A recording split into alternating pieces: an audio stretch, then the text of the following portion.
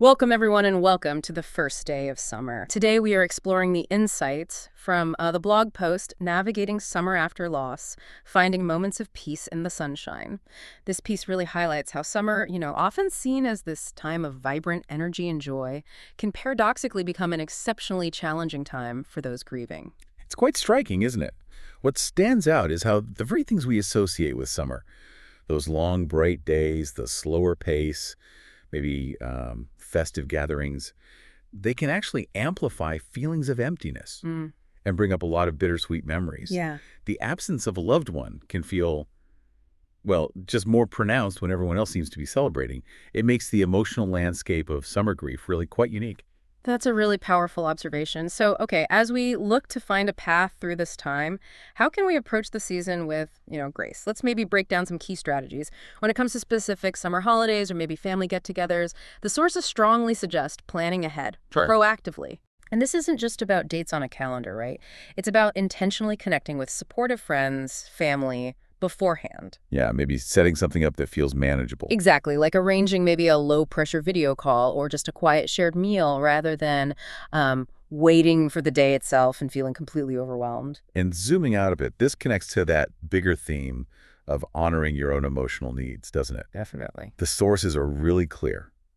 It's absolutely vital to give yourself permission.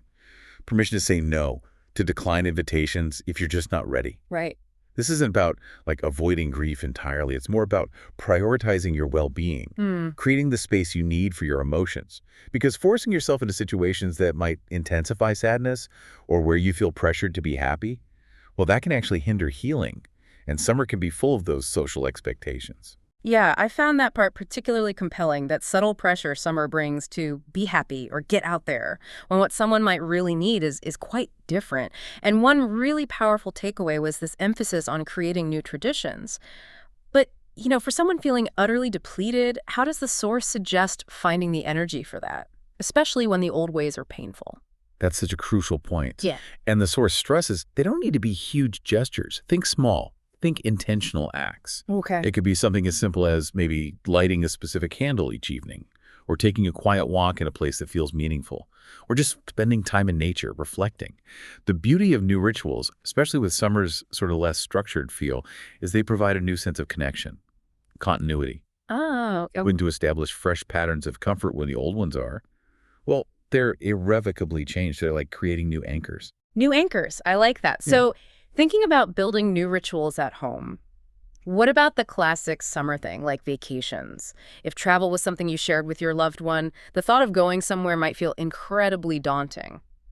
How do the sources suggest approaching summer trips? Yeah, that raises a really important question. Should you try for completely new experiences or maybe find comfort in familiar routines?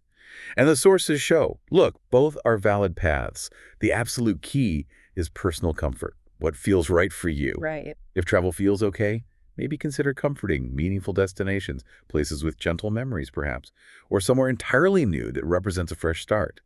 And importantly, try to go with supportive companions if you can. Makes sense. But alternatively, embracing what the sources call a staycation at home, that can be incredibly restorative too. State. Yeah, and it's not just about, saving money or logistics. It's about consciously creating a healing environment right where you are. It frees you from the mental load of travel, but still allows for maybe exploring new hobbies or just quiet reflection in your own space. It's about choosing what feels genuinely comforting and meaningful to you right now.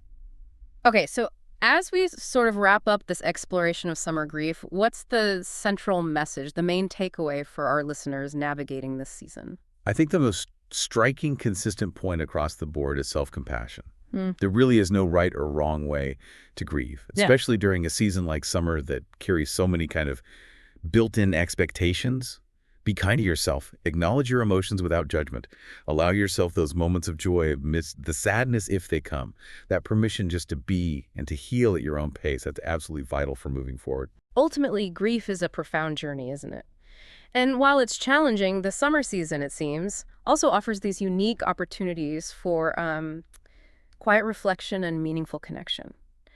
By prioritizing your well-being, seeking the right kind of support for you, and finding those personalized ways to honor your loved one's memory, you really can navigate this time with grace and hopefully find pockets of peace amidst the sunshine. So, as you look towards the coming weeks, maybe think about what stands out to you from these ideas. What might be one way, even a small one, to find some solace or create a new meaningful tradition this summer? Perhaps it's that quiet morning ritual we talked about, or maybe just giving yourself permission to stay home when you need to. Just consider what small, intentional step could bring you a moment of peace. We'll be back next time with another thought-provoking exploration of a topic that matters.